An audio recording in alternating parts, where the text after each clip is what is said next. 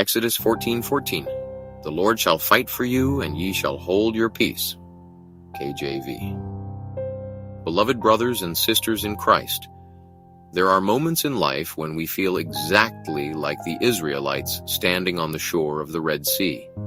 Behind us is the enemy. Before us is an obstacle we cannot cross. Around us is uncertainty.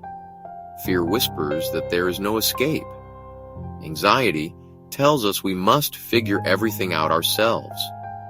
Worry convinces us that if we do not take control, all is lost. Yet, it is in these very moments that God speaks one of the most comforting promises found in all of Scripture. The Lord shall fight for you, and ye shall hold your peace. Moses spoke these words to a terrified people. Pharaoh's army was charging toward them. The Red Sea blocked their path. There was no human strategy that could save them. No military strength. No political solution.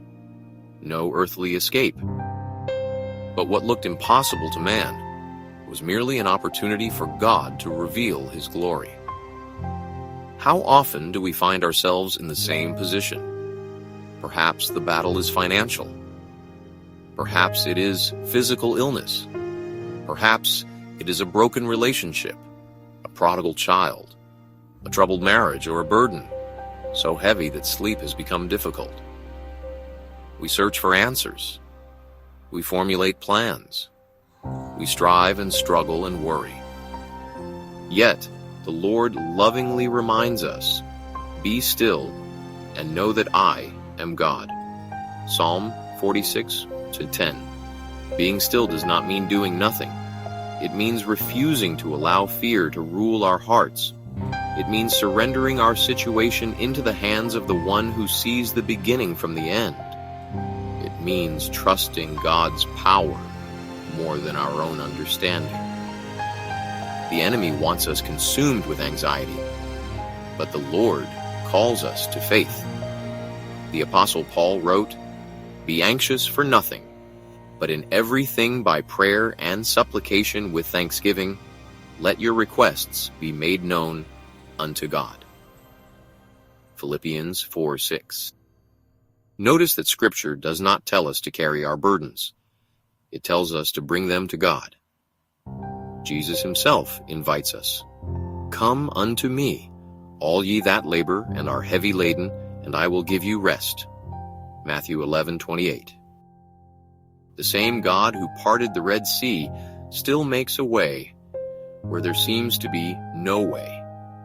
The same God who delivered Daniel from the lions, who protected Shadrach, Meshach, and Abednego in the fire, and who raised Jesus Christ from the dead, is still working today. When the Israelites could see no path forward, God created one. When Martha believed it was too late, Jesus called Lazarus from the tomb.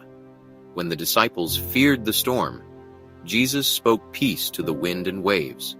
And when humanity was trapped by sin with no way of salvation, God sent His only begotten Son, Jesus Christ, to make a way through the cross. Perhaps today you are standing before your own Red Sea. You do not know how the Lord will move. You cannot see the solution. The answer has not yet appeared. But faith is not trusting when you can see the outcome. Faith is trusting the character of God when you cannot. The Lord who delivered Israel has not changed.